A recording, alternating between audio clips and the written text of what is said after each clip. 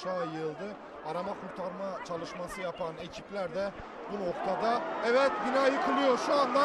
Bir bina daha yıkıldı. Evet, yan tarafında arama kurtarma ekipleri de o noktadan şimdi uzaklaşıyorlar. Bina alıyorlar.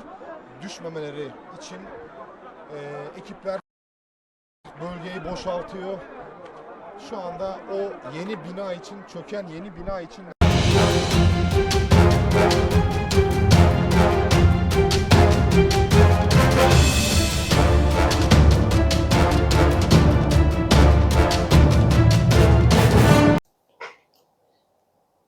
Assalamualaikum sahabat, ketemu lagi bersama saya di Cerita MW. Kali ini saya pertama-tama akan mengucapkan innalillahi wa innalillahi rajiun.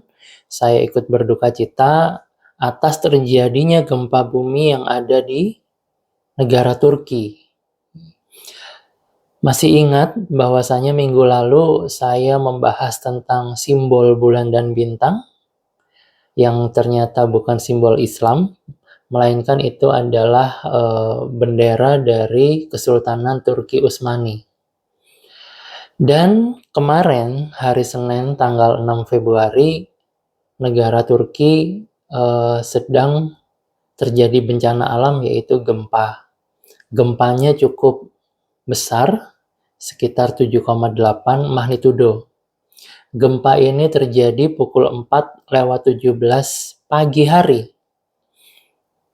Gempa dengan kekuatan 7,8 magnitudo ini termasuk gempa yang paling besar dalam kurun waktu 10 tahun terakhir.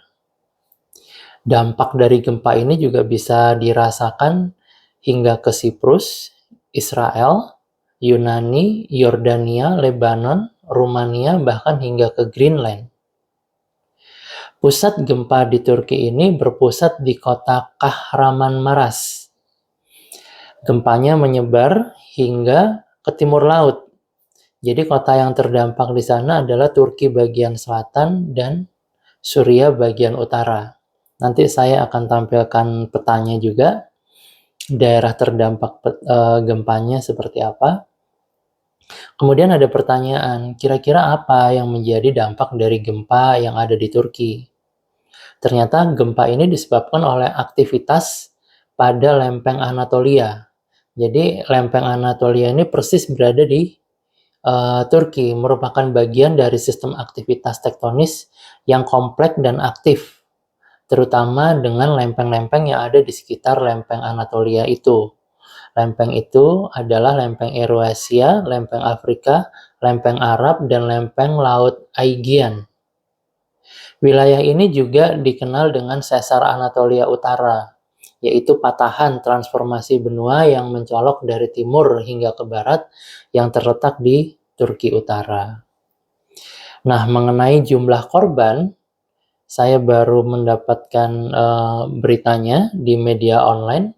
Sampai hari ini saya menyampaikan di Cerita MW, setidaknya dari kedua negara yaitu Turki dan Syria sudah mencapai sekitar 5.000 jiwa meninggal dunia.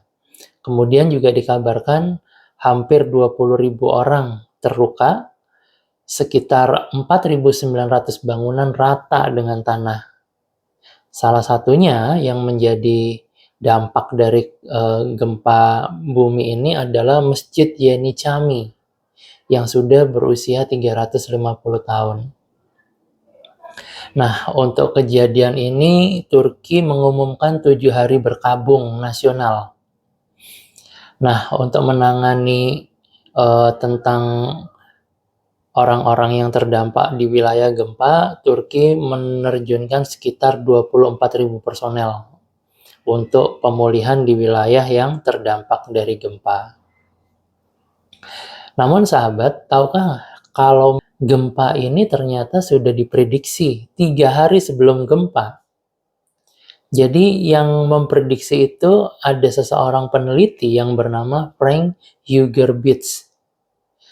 Dia bekerja untuk Solar System Geometry Survey yang berbasis di Belanda. Jadi si Frank ini namanya menjadi perbincangan di media online karena dia 3 hari sebelum gempa dia meramalkan melalui Twitternya. Jadi kata-kata di Twitternya kurang lebih seperti ini.